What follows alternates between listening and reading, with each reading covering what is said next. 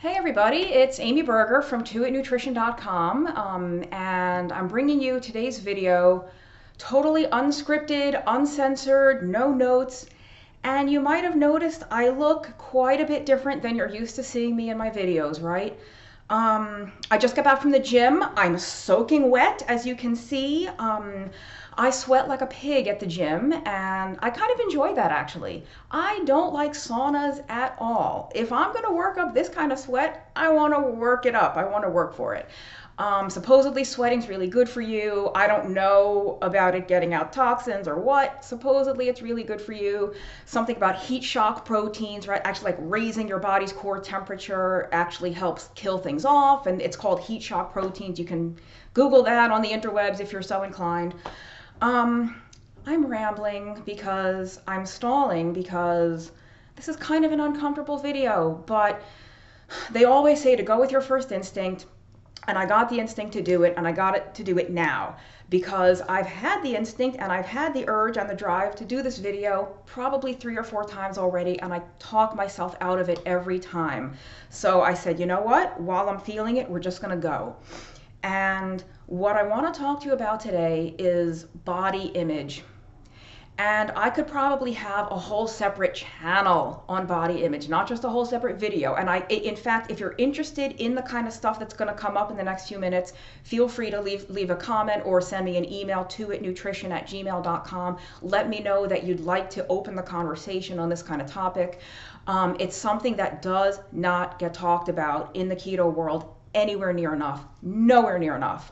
And I hate to be so blunt about it, but sometimes the very few people who are talking about it are young, beautiful, very attractive females, girls, who have never had an ounce of excess fat on their bodies in their lives. And I respect everybody's right to share information and to educate. Nobody's unwelcome in my keto community.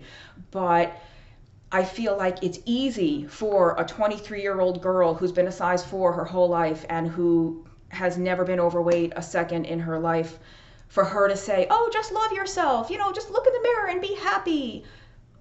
I could do that too if I was a size 4 and blonde and had C-cup boobs, that ain't me.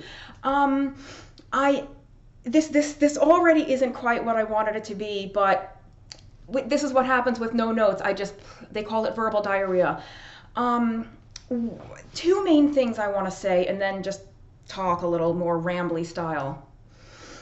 I was single for many, many, many, many years. I went over a decade without having a man in my life, without a boyfriend, without a relationship. It was more like 15 or 16 years. I wasn't a nun. I wasn't without male companionship, shall we call it, once in a while, but I didn't really have a relationship. And I'm in a relationship now with a very, very, very wonderful man that I can't even say much more because I'll tear up and I won't get through this video.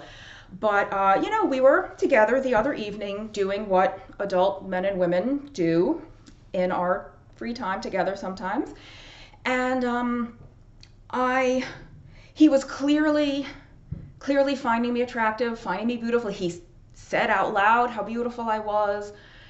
And all I could do, when I dared to open my eyes, all I could do was look at the stretch marks on my hips and the stretch marks on my stomach and the stretch marks on my thighs. I am covered in stretch marks, and I have no excuse. I've never given birth to a child. I've never been pregnant. I have been heavier. I was never, I never had obesity. I never had morbid obesity, but I was heavier. I'm 5'2", and my heaviest that I know of was 158 pounds. I might have been heavier, but if I was heavier, I never knew because I didn't get on the scale at that time. The heaviest I've ever known myself to be was 158. So that's not obese, but it's certainly carrying excess weight for someone who's 5'2". That's very short. But nevertheless, I'm covered in stretch marks, and I work out pretty consistently, and I have since high school. I've been a regular exerciser, maybe not always the most efficient style of exercise, and I recognize that and I take responsibility for that, but it's not like I've been undisciplined. It's not like I've been lazy. I completed 2 marathons. I served in the Air Force. Like, I'm not afraid of a workout. And nevertheless, I mean, I could like, this is just my arm. It's hard with the camera. I don't even know if I could give you like a full body shot. I can grab entire handfuls of flesh on my hip, on my thighs, on my backside. So, and while I was spending my evening with this gentleman, I just found it so nearly impossible to believe that how could he possibly find me attractive? How could he possibly find me beautiful and be turned on when I look at myself and I don't even know the words to say. I hate looking at myself. I avoid mirrors at all costs. Generally, the only time I look in a mirror is when I'm putting makeup on. If I'm walking past a mirror in a store or in a public place, I just avert my eyes. I have struggled with body image my whole life. And I've been 158. The lowest I've ever seen myself was about 124. And that was a couple of years ago. Right now, I don't know how much I weigh because I don't want to know and I don't really care. I don't care what the number on the scale says. I care how I feel in my own skin. And I can tell you that regardless of whatever that number ever was, it never changed the way I felt about myself in my own mind. I'm starting to realize, and it only took me 40 years of life on this earth, but I'm starting to realize that body image really has very little to do with your actual size and shape. It has to do with how you feel about yourself. And I didn't say it has to do with how it feels about your body. I said it has to do with how you feel about yourself. And I think that there's a lot of reasons why I don't feel confident in my body, and it's because I'm not confident in myself. And I know I have the logical wherewithal and like the cognitive function to recognize that my friends, my family, my loved ones, my YouTube viewers, my blog readers, my fans, my followers, whatever you want to call them, don't see me the way I see myself. Thank goodness. Because if you did, if all of you could hear even a fraction of my inner monologue, you would be horrified. You would be horrified at the things I tell myself. And the other thing I wanted to say, I said there were two things I wanted to say before I was going to blab even more. The first thing was, my experience with being physically intimate with this man. And then the second thing is that if you were to go into my closet right now, I have clothing that's anywhere from a size 4 to a size 12. And this is US sizes. I don't know what they translate to overseas in Europe or the UK. And like men's sizes, I don't know why women's sizes don't run like men's where there's a waist and an inseam. Probably because a woman who maybe has a 40-inch waist doesn't want to have to buy 40 pants. I don't know. So I don't know what that translates to where you may be watching this from, but my clothing right now hanging up in the closet is anywhere between a size 4 and a 12. And you know what? They all fit. They all fit. Am I allowed to swear if I don't actually say the word, if I just mouth it? You know what I'm saying. Yes, the 10s and 12s are a little baggy, but it's not like they're falling off me. They're not enormous on me to the point that I can't wear them. And the 4s, maybe they're a little snug, but they're wearable. That just goes to show how truly insane women's clothing sizes are in the US. A 10 in one store could be a 6 in another store, could be a 12 in another store. And I'll tell you what, the reason I have such a big disparity of sizes in my closet is because I have a lot of old clothing. I don't wear a lot of trendy stuff. I wear just plain sort of classic kind of stuff that doesn't really go out of style. If it ever was in style, I'm not a real fashion maven, but sizes change throughout the years so that a woman's size 10 now may have been whatever, a 6 or 8 or a 12 or 14, whatever, 30 or 40 years ago. The sizes change radically. You can even do this. You can run your own little experiment, ladies. If you have a bunch of different sizes from different stores, or especially if you know that you've bought different articles of clothing 10 or 15 years apart, if you're like me and you have clothing that's 15 years old, you can hold them up waist to waist and you'll see a significant difference. Not always, some stores might be the same, but I'm just pointing out that no matter what size I was ever wearing or am wearing now, it doesn't really make one hoot of difference how I feel about myself, how I feel about my life, my accomplishments, my place in the world, my role as a good, worthy human being or as not such a great, worthy human being. And I could maybe do another video on why I have those thoughts. I know why I have them. So it's not like they're coming out of nowhere. I know why I feel less than, and why I feel like I may not be accomplishing or doing all the things in the world that I want to do. And it's all my responsibility. I blame no one else but me. My point is, maybe I don't know what my point is. I just knew that I had to record this before I lose the will to do it, and I wanted to do it au naturel. I wanted to do it straight up, real, no filters, no nothing. And every other video has no filter. It's just makeup, my regular cheap old drugstore and Sephora makeup that I use. We've got to start talking about this, because what I want to tell you is that I love you. I love you. I'm just going to say it.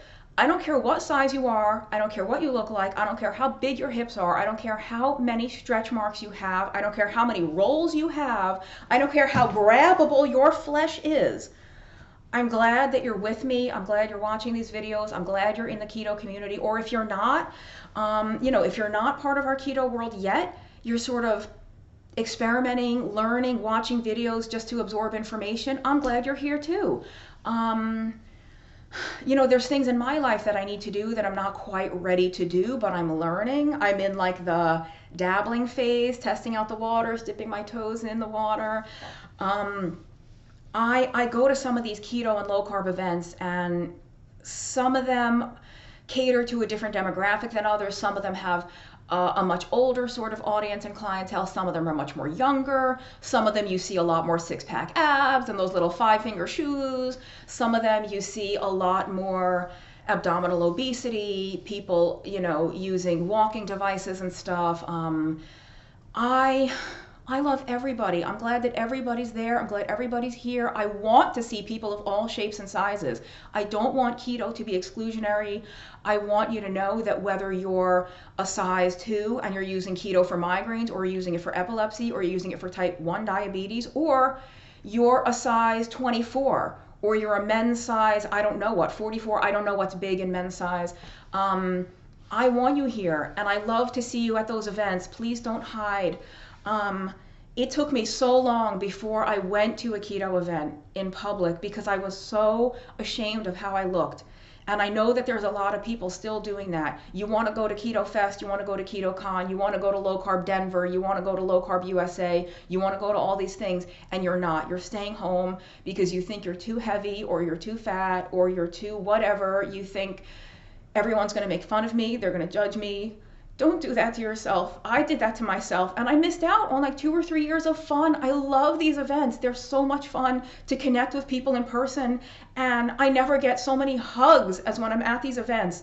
And when I meet people like Dave Feldman and Javon Huggins and Jeff Gerber and Ivor Cummins and all these people that Dr. Nadir Ali, Brett Scher, all these people that we know and love from Twitter and online and their blogs and their websites. You meet them in person, and you've never met them before, and yet you embrace like long lost family, because we are a family. And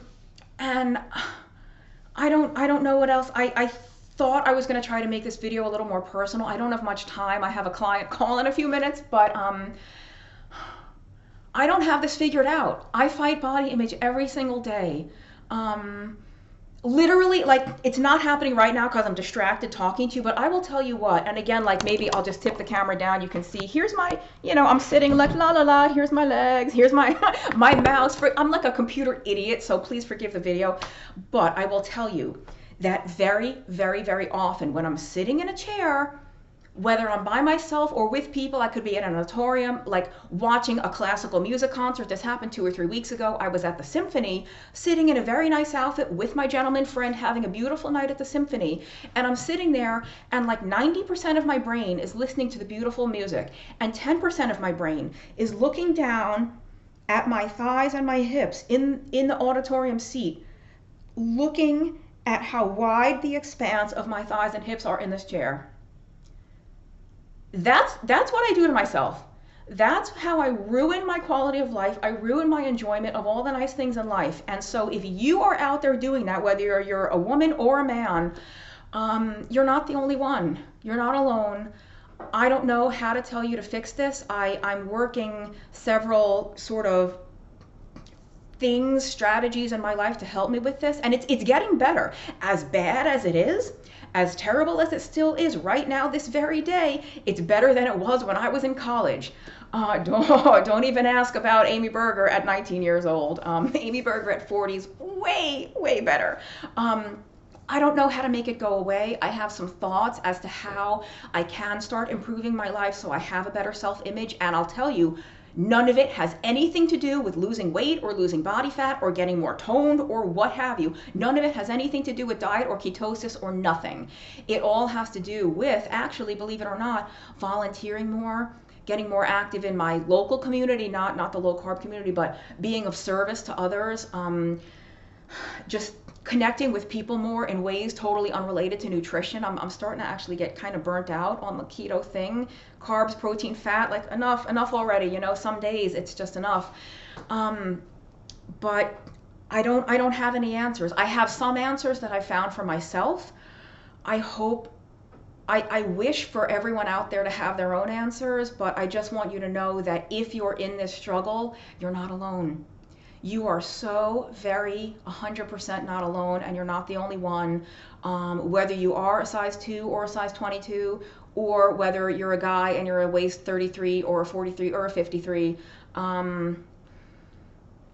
we all fight this. And I'm sure, like I sort of think it's not disingenuous, but just, it's hard for me to appreciate as much as I should the women and younger women who've always been thin, who've always been gorgeous, always been attractive, for them to talk about body love and self-confidence and all that. I'm sure that some of you watching now are looking at Amy Berger thinking, oh my God, you know, this is crap. She has no right to say these things. Look at her. You know, I bet she's never been overweight or whatever.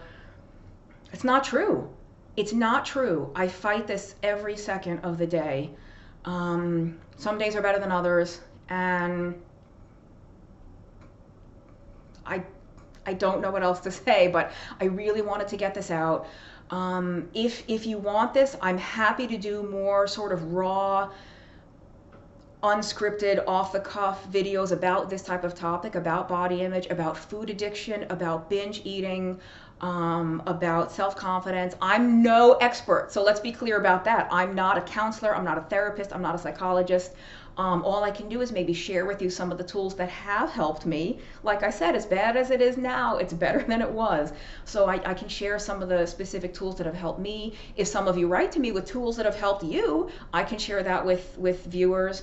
I have submitted a proposal to give a talk about this sort of stuff at a keto conference this summer, but it's not going to be as much about body image. It's going to be a lot more about self-sabotage, self-loathing, and binge eating and food addiction, and why we do this to ourselves. You know, with keto, all you have to do is not eat carbs, right? If you look at, I had a video not long ago that I had a paper that said, you know, rule 1 of keto, don't eat sugar and starch. Rules 2 through 99, see rule 1. It's so simple, right? Don't eat carbs. Or eat this, don't eat that. We know what to do. Why is it so hard for so many of us to do it? Like, we don't need more information. We already know what to do. What we need is help with the emotional piece, help with the addiction piece, help with the self-esteem piece, help with the piece that's the roadblock between us actually taking the action we know we need to take. We know we don't need to eat carbs. We know we should probably eat protein, and maybe some of us actually cut back a little bit on the fat. Why aren't we doing it? Why aren't I doing it? I kind of know why. Maybe that's for another time. We're coming up on 19 minutes. But I want to start opening these kinds of conversations. We don't, bless all my friends that write keto cookbooks, we have enough cookbooks. We're saturated. The last thing we need is more recipes. What we need is more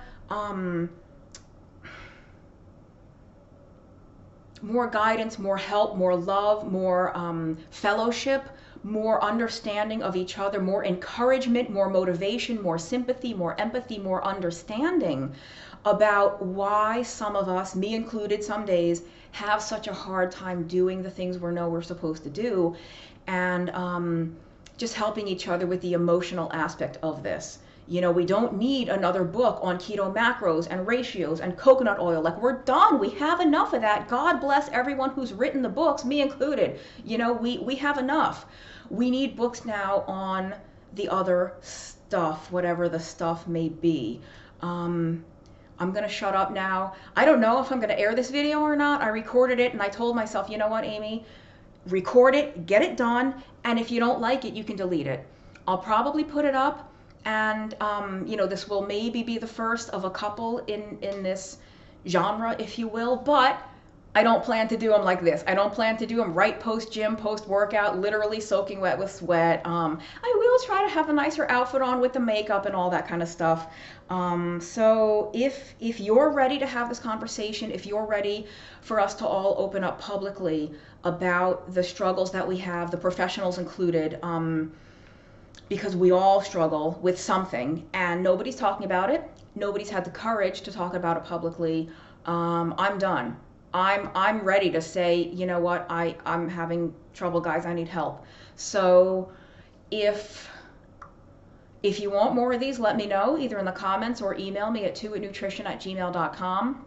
And I am on Patreon. Finally, I started a Patreon account, so you can go to patreon.com/2itnutrition, and you can see the different levels to support me at. You can start as low as $2 a month if you want. So, you know, that's like less than a latte for some of you, or, you know, maybe it's a little more than a small cup of coffee, but once a month, $2 or more, whatever you want. There's different tiers and you can see what you can get, but if you like my work, consider supporting me on Patreon. And as always, check out my blog at 2itnutrition.com. Thank you for watching. Thank you for putting up with my grossness, but this is real life. This is real life, and that's it. Thank you for watching. Thank you for being here in my community. I love you no matter what shape you are, and I'll see you next time.